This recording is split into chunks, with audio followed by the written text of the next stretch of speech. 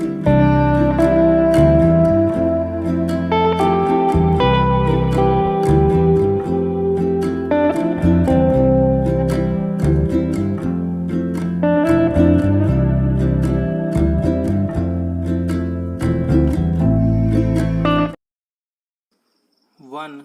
To three start. अध्यक्ष महोदय, 10वीं पंचवर्षीय योजना पर विचार करते समय सदन के दोनों पक्षों के सदस्यों ने जो महत्वपूर्ण प्रश्न उठाए हैं उन पर विचार किया जाना बहुत आवश्यक है। अध्यक्ष महोदय, 9वीं पंचवर्षीय योजना का अब अंतिम वर्ष चल रहा है और इस योजना के अंदर जो चीज़ें कही गई हैं ऐसा लगता है कि उसके अंदर परिवर्तन करना कठिन है, बदला भी नहीं जा सकता। अध्यक्ष महोदय, कुछ चीज़ें की जा सकती है, उसके अंदर आज भी कुल कितना खर्च है यह तय नहीं किया गया, केवल कटौती ही निश्चित की गई है।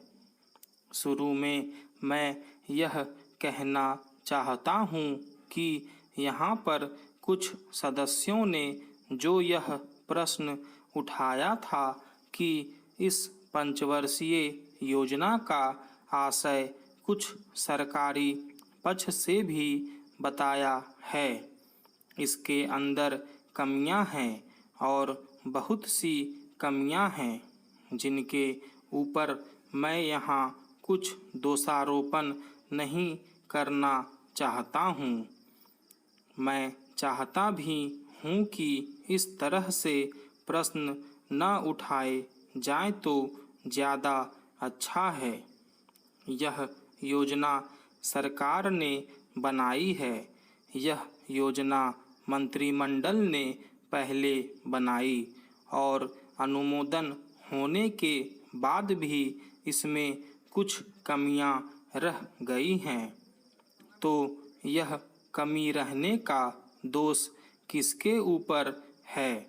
मैं समझता हूँ सदन के सभी सदस्य इसको जानते हैं। बहुत से लोगों ने दिल्ली के प्रश्न उठाए, जो दिल्ली के साथ अन्याय किया गया है, तो मैं समझता हूँ इस बारे में सब आवाज़ उठाएं। इस बात की आज ज़्यादा ज़रूरत है।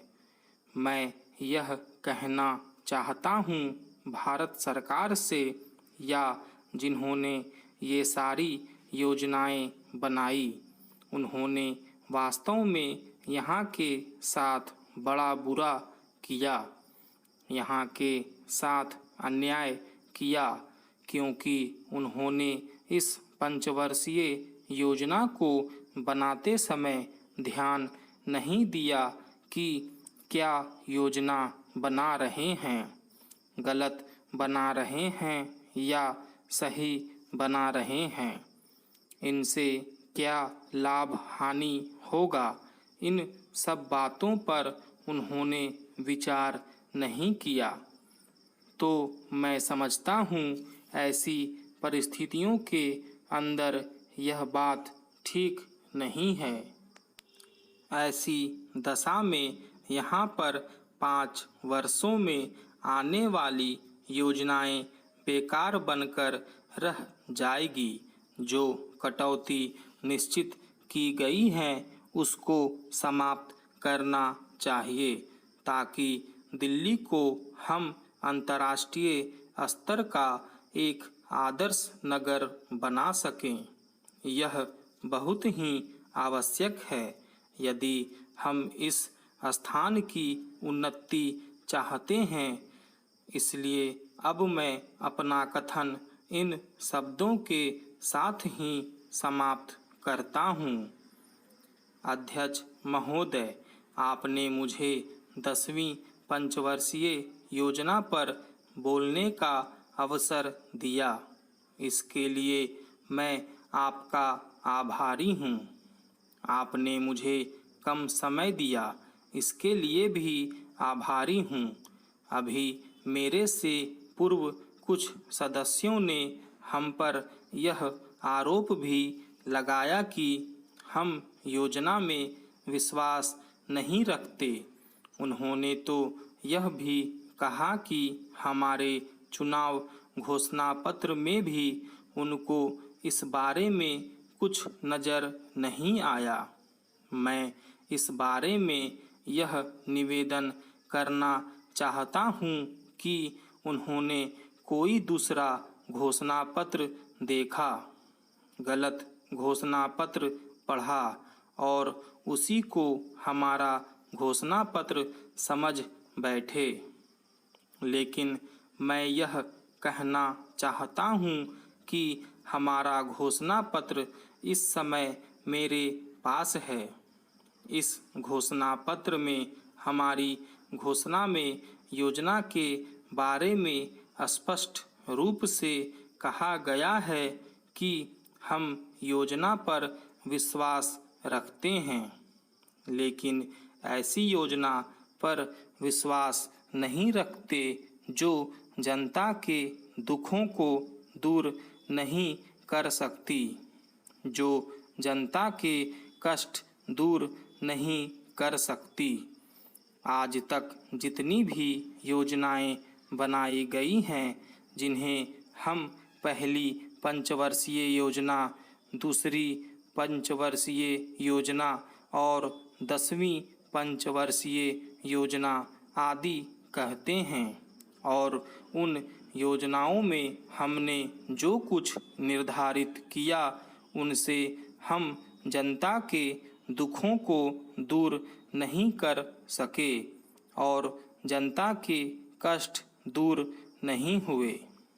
इन योजनाओं के परिणाम भी हमारे सामने हैं।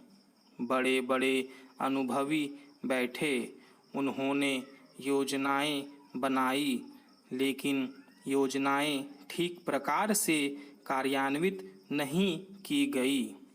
उन योजनाओं में काफ़ी दोष थे, जिसके कारण ये योजनाएं लोगों के दुखों को दूर नहीं कर सकी। लोग दुखी ही रहे। मैं यहाँ पर कहना चाहता हूँ कि जो हमारी योजना थी उसका परिणाम क्या निकला। उसका परिणाम यही निकला कि हमें रुपये का मूल्य कम करना पड़ा।